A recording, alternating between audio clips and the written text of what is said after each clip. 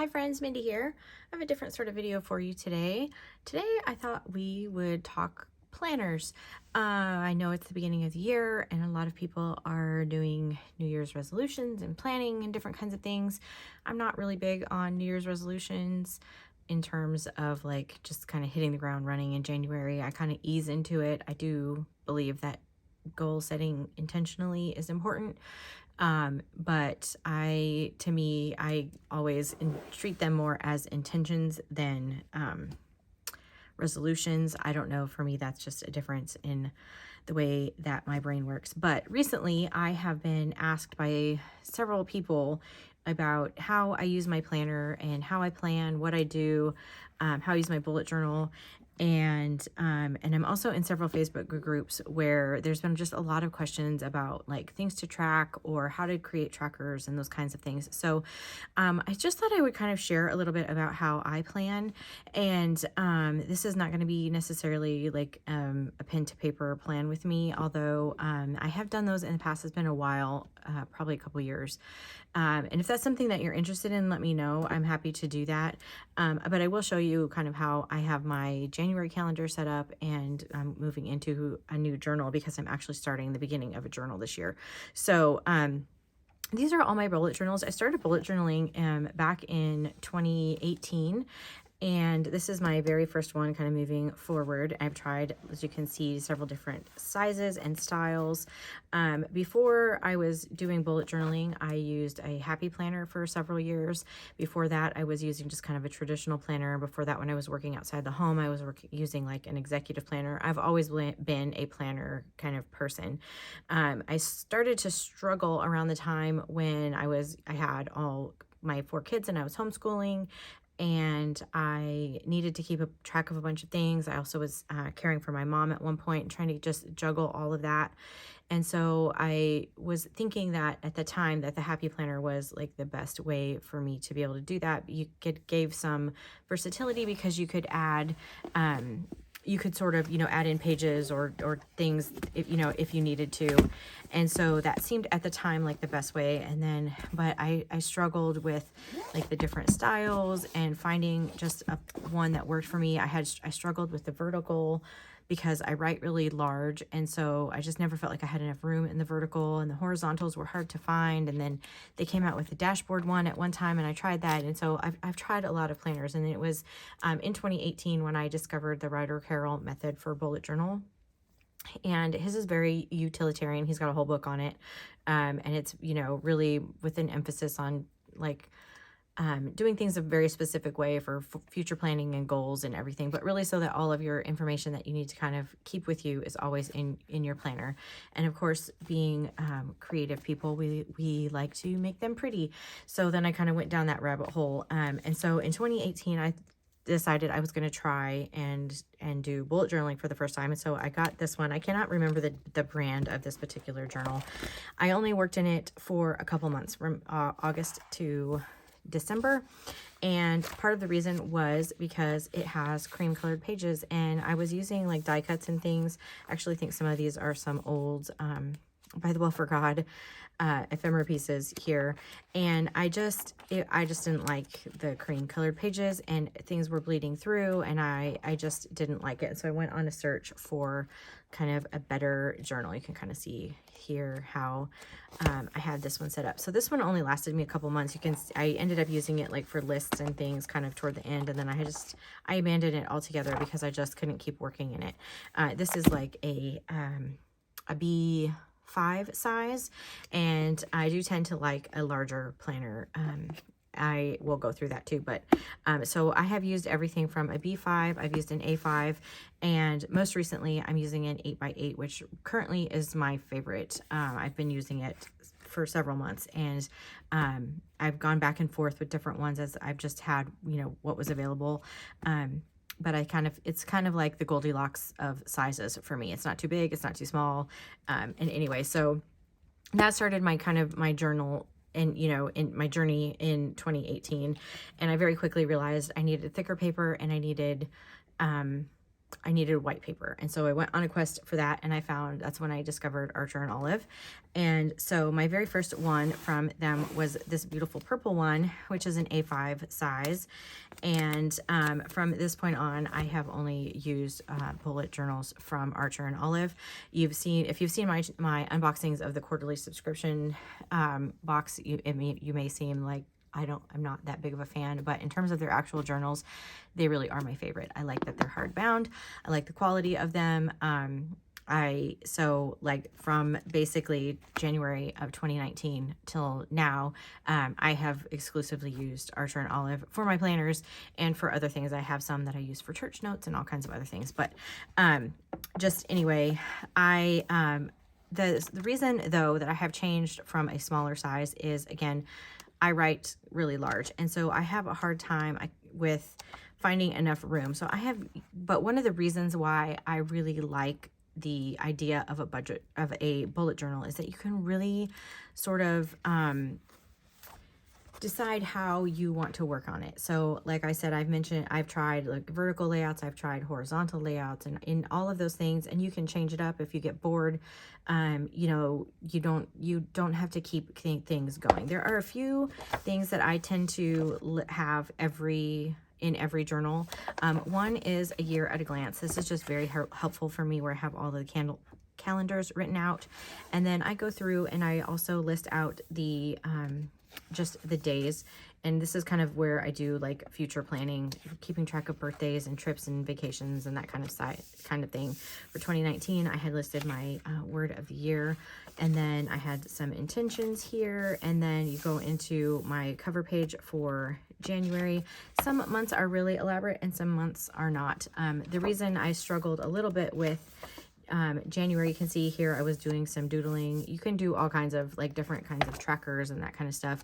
I learned kind of early on that having yearly trackers it doesn't really work for me, because I never am in one journal for an entire year. I usually go through at least two, and so for me, I don't want to have to migrate all that information. So like in my first one, I had like my Bible reading plan. I had all of the books of the Bible out, and like all the chapters. And then, I was like, I'm going to have to migrate all of this information when I change journals. And so I won't do it that way again. I keep track of my Bible reading a different way.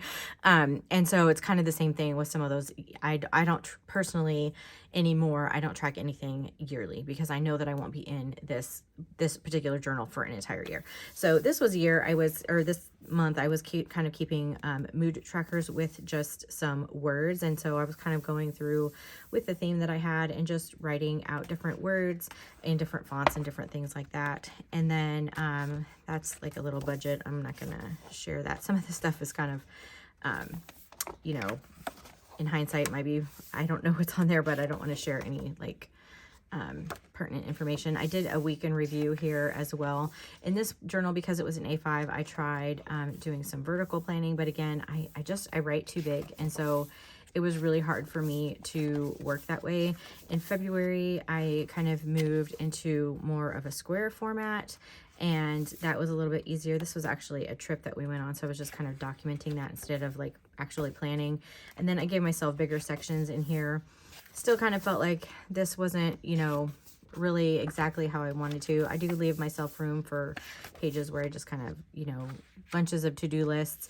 And then I usually do have a page marking the month, and I do try to change my theme or my color scheme just because it's easier when I'm flipping through my journal to find like the month that I'm on. And then this one, like I've used washi here. This one I used watercolor.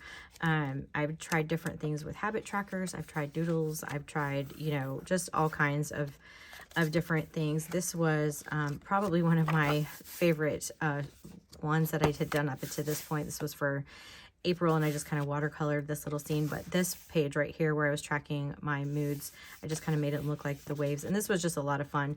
At this time in my life, during this particular time, I was homeschooling my kids. I was doing a lot of stuff. At this point, my mom had passed away, and I was dealing with her estate, and there was just a lot there was a lot going on. And so kind of, this was my really only creative outlet during that time. Other than, you know, when I could kind of squeeze in some other like Bible journaling and that kind of stuff. And it was just a really, really hard time of life. And that's one of the things that I really love and appreciate about bullet journaling, is that you can really kind of, make it fit your life and for your season, and in a way that I feel like you can't really do with other types of journals. And so this one lasted me from January to April, because again, this is an A5, and so it took me more pages like for my weekly spreads for this one. So from there I went to a B5. This is an Archer and Olive, and you can see, you know, they get beat up because I am more utilitarian than I am decorative when it comes to a planner. I don't understand the, you know, the trend of just like covering all of the boxes with stickers and those kinds of things. I want it to be appealing. I want it to be something that I want to use, but at the end of the day, I have to be able to use it. So my journals end up kind of beat up. This one is 2019, and for May to October. And you can see I kind of have some different things here. I did a line a day, again with the words for the mood tracking. You can kind of see a calendar here. I've used like ephemera. Sometimes I have used here I've used like washi tape. This was actually one of my favorite collections from Simple Stories that I was using up here. It's a Vintage Traveler. Here was a really simple one, which was just like purples and grays. I did have, this was for June, and this one was just kind of washi tapes. Sometimes I do the themes, and it really just kind of depends on, you know, how much time I have. I've tried different things where I've done like a habit tracker displayed in the week, and it really kind of depends on the journal and stuff that I'm using. I've done like self-care, just kind of bucket list ideas too. I do that a lot at the holidays, that there's certain things that I want to make sure that we're doing. You know, I'll just do that. Here's another one where I just kind of did a mood tracker. These are actually ephemera things, old from By the Will for God. And so you can kind of see I have just intentions here. And then this is sort of how those same pages look. I do tend, this is something that I do tend to use very frequently. So I always make sure that I have the year at a glance, and that is something that I will migrate. And then here I just started with April because that's where this journal started. There was no point in going like backwards, but I do go through like the end of the year just so that I can keep track of everything. And then in the back of every journal is where I do like pen tests and color swatches and different things. And I don't know if I have it in this one, but I also do like a grid here, so I can I don't have to kind of reinvent the wheel each time. I number how many boxes are across and down, and then I kind of split them up, like if I'm going to do 4 or whatever. This kind of grid is just something that's really helpful when you go to do your daily planning. You already know this is kind of how I want to set it up. So I have done trackers weekly, I've done trackers monthly. Like the problem with the trackers monthly for me personally was that I would do them, and I just would forget to go back and indicate that I had finished them. And so it just kind of became, you know, I'd have them and I'd spend the time creating them, and then they would just kind of sit there. And so here's another one. Here's a self-care bingo thing that I was doing. You can see I started a page for gratitude and didn't actually write anything down. I started doing my gratitude in a different way. Here's an example where I had like my habit tracker on this day, which I did. Having it here was more helpful to me than having a monthly habit tracker. I did try that for a while, but that just really didn't work. And then this is one where it was kind of like a bucket list thing, and there were several things that I wanted to do, but again, I'm really bad at going back and saying, yeah, I did those things, or yes, I didn't do those things. And then, so this was actually done with just some washi tape for this was December. And it's worth noting, like, this was December of 2019 going into January 2020. I just move on. I don't worry about starting a new journal. I just keep them kind of going forward.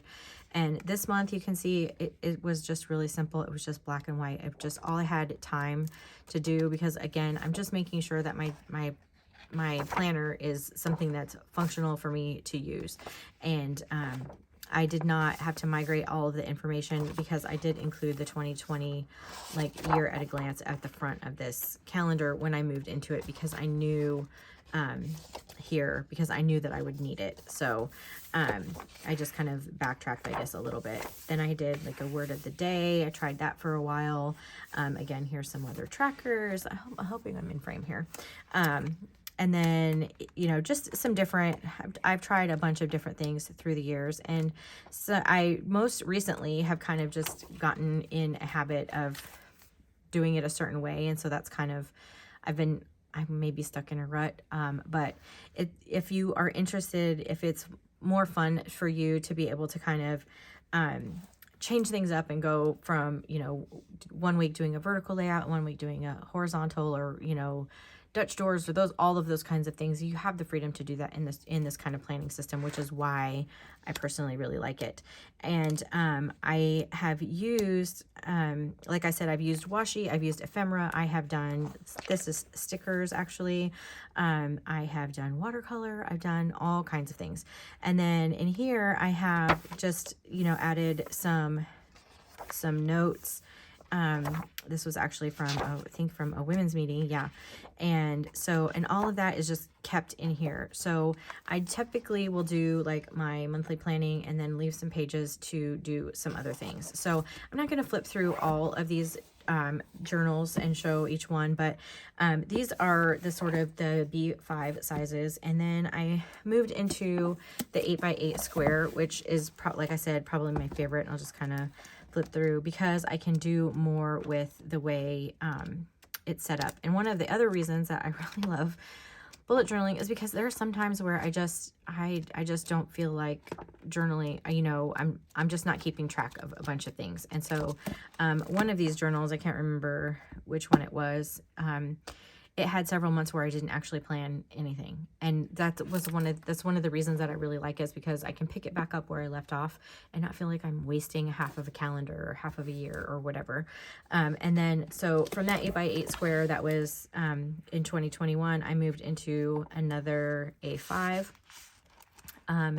This one lasted me from July of 2021 to December of 2021. So I ended up kind of right at the end, which worked out. I just ended up having like 1 or 2 pages, and you'll see like I do all kinds of pen tests and kind of seeing which color schemes I want to work. And then again, here is that grid chart that I just do in the back. It's the first thing that I do in each one of my journals, is this grid right here.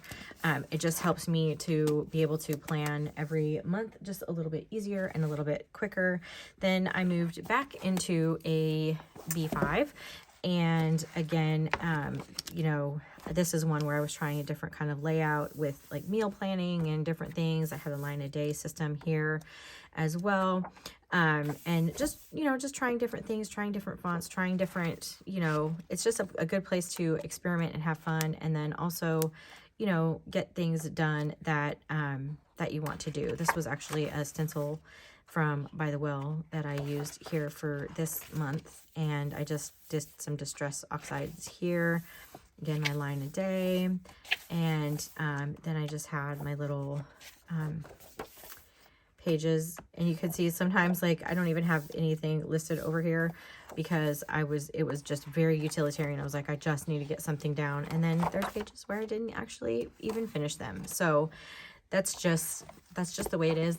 I'm just giving you a real life look. So that was, again, this one went from January to June of 2022, and then I went back to an 8x8 square. And this one is July 2022 to April of 2023. There's several months in here that I skipped. And so especially if there was like a month where we were just traveling a lot, then my journal became more about like packing lists and those kind of things, and less about actually, you know, written things planned out. This one is one that I actually did some little punches. I love this little bee themed one. And then moving into October, you can kind of see I had, this is like some planning for a trip that I took actually to go to a retreat. And then just some different things. You can see here is a page where I started to set up and didn't actually plan anything. And then again, just like in between, I kind of have just different kind of brain dumps, and this is where I started to set things up, and I didn't actually do much. And then this was a whole lot of sticky notes and organization of something, and then this started January of 2023 through March and April, and it was just very sporadic for this particular month. And then from there, from April kind of toward the end of last year, I really did not do a lot of like written out planning, and I really kind of feel like I would do some things kind of in a small little like week at a glance calendar, just for very basic like appointments and that kind of stuff. And I don't know if I just needed a break from it or whatever, but that's just how it ended up. But that brings me to January of 2024. I have started a new journal. Again, I'm back in an 8x8 size. You can see a theme. I really love this particular journal.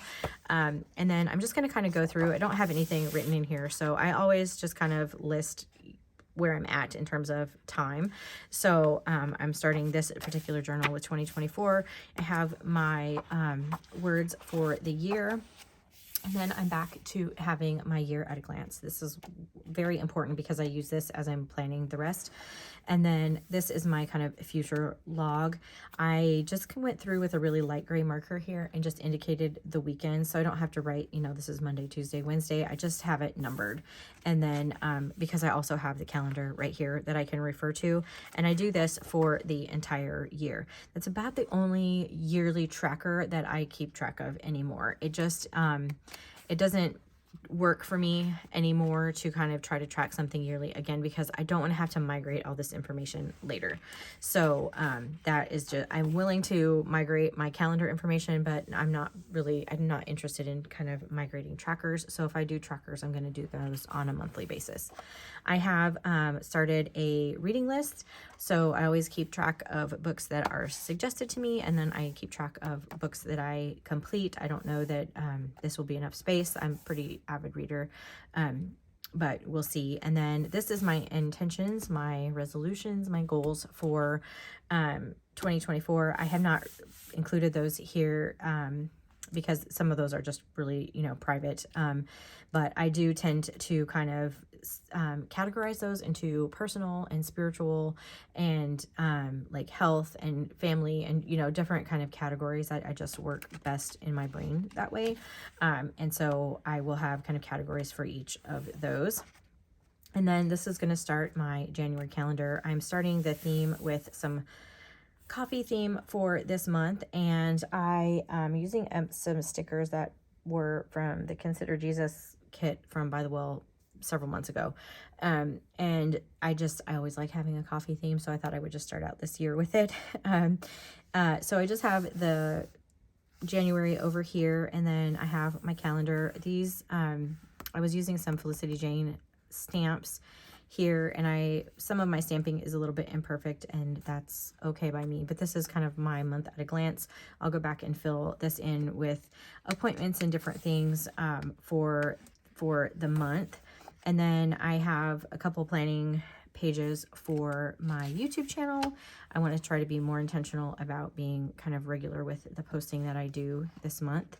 I have a wellness tracker where I'm going to be tracking some things. I'll come back in and label all of that after the fact. And then Project Bingo, I like to do this. This is just something for me. Sometimes I'll do like a self-care one. Yes, she'll do some of those. But this month I am working on like kind of doing just some random projects around the house that need to be done. And so I will fill all of those in, whether that's an organization project, whether it's like purging something or just finishing something. And then it just kind of gives me an idea of some of the things that I want to do for the month. And then as I get them done, I will like color in the square or mark them off or whatever. And then it just gives me a kind of focus and a fun way to do that. And then I'm going right into my planner pages. Again, I'm not tracking anything specifically at this moment. Although I do think that is a good idea for, especially if you are trying to develop new habits or, some of your resolutions or whatever. For me, I very much enjoy having a checklist. So, you know, being able to mark something off, there's just some satisfaction in that. And I realize I have to go back and write my numbers on my days. Here, I just lettered these with my Faber-Castell dual markers. And so these are great. And the thing that's great about this paper is that these don't bleed through. So you can see there's no bleed through. So I don't ever have to worry about kind of what markers and pens and stuff that I'm using for these journals, which is why I'm a big fan of the Archer and Olive, because they're 160 GSM. So unless you're using like a Sharpie, most things are not going to bleed through. I am using some of those stickers, like I said.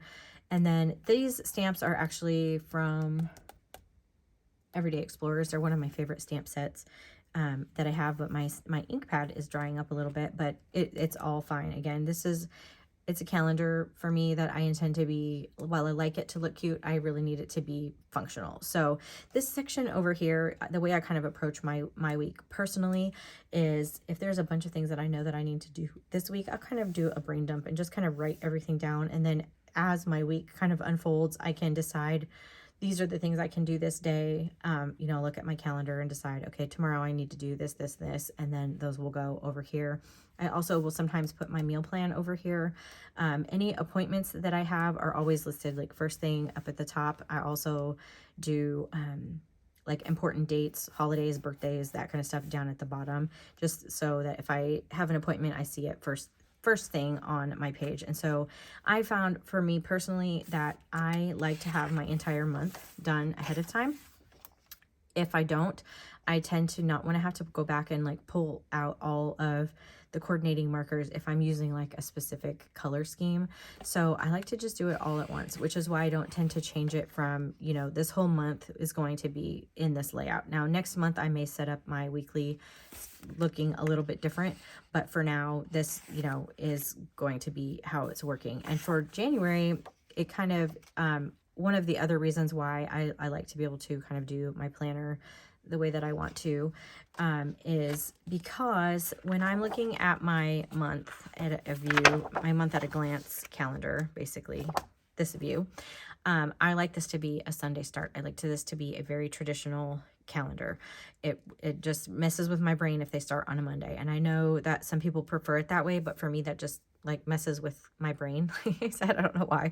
I need it to be like a traditional Sunday to Saturday calendar. But when I'm doing my planning, I really like my planning to start on Monday, which I know is weird, but again, it's, you know, it's why bullet journaling is so great.